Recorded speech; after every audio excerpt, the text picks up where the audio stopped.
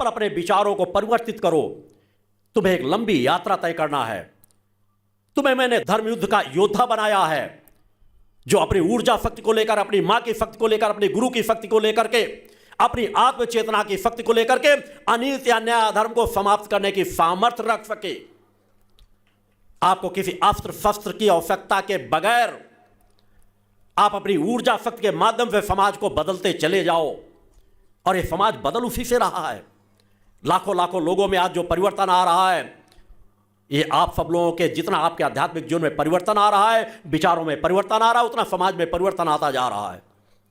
मगर आप अपनी गुरु की चेतना तरंगों को और प्राप्त कर सको, इसलिए उसी स्वभाव में आपको भी थोड़ा ढलने की जरूरत है। अपने आचार विचार व्यवहार में परिवर्तन लाओ। भक्ति मानव कल्याण संगठन की जो विचारधारा है उसके और अपने आप को जोड़ने का प्रयास करो। आपको इसका नहीं, समस्याएं आपको नहीं व्यथित करती। आप इससे व्यथित होते हो कि पड़ोसी के पास यह है, मेरे पास यह नहीं है, समाज क्या कहेगा।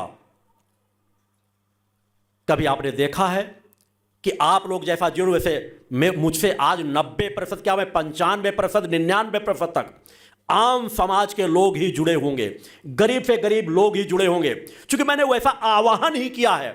जिस समाज को आज मेरी आवश्यकता है, जिस समाज को आज समाज नजरअंदाज कर रहा था, उसी समाज के अंदर चेतना तरंगों का प्रवाह करके उन्हें उस समाज के समकक्ष नहीं, उस समाज से भी आगे खड़ा कर देना चाहता हूं जिस समाज ने आज तक उनको नजरअंदाज किया है।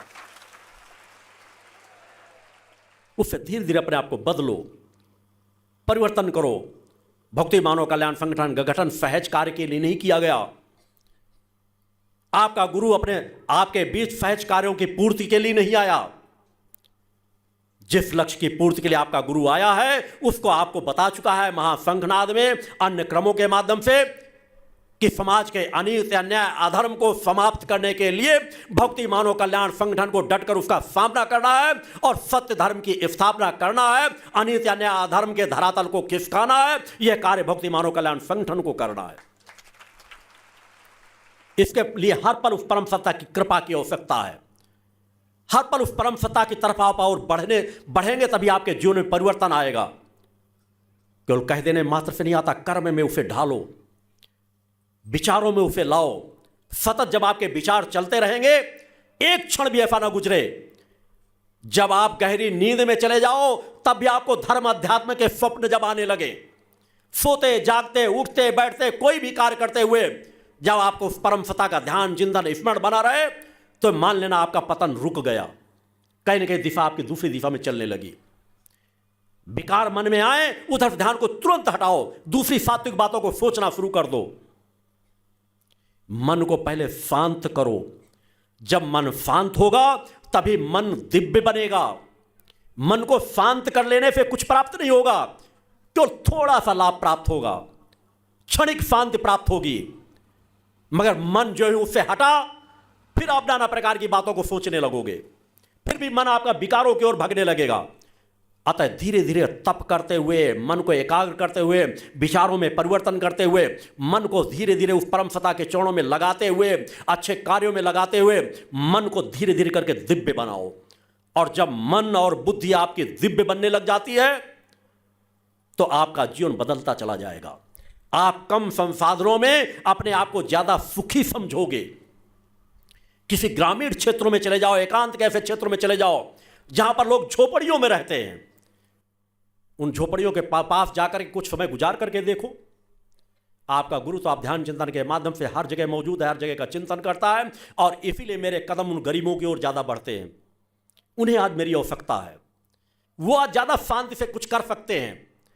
उन गरीबों के जिनके झोपड़ियां बनी हुई हो, एक एक कमरे की झोपड़ियां जिसमें घास फूस की छप्पर डाल के रहते हैं, उसके बगल में कोई अच्छी सी छोटी सी नई झोपड़ी बना लेता है, उसे मिट्टी से लीप पोत करके तैयार कर देता है, तो अपने आप को राजा सा समझता है कि आज मेरा अच्छा घर बन गया। प्रसन्न होता है जब नए एक छोटी सी झोपड़ी बना लेता है जिसकी कीमत 5,000 रुपए भी कोई नहीं देगा। वो उससे अपने आप को लगता है कि गांव में शायद मेरा अच्छा घर बन गया, आज मेरा लिपा पुता हुआ अच्छा घर दिख रहा है। प्रसन्न रहता है, आनंदित रहता है, बच्चे आनंदित रहते हैं।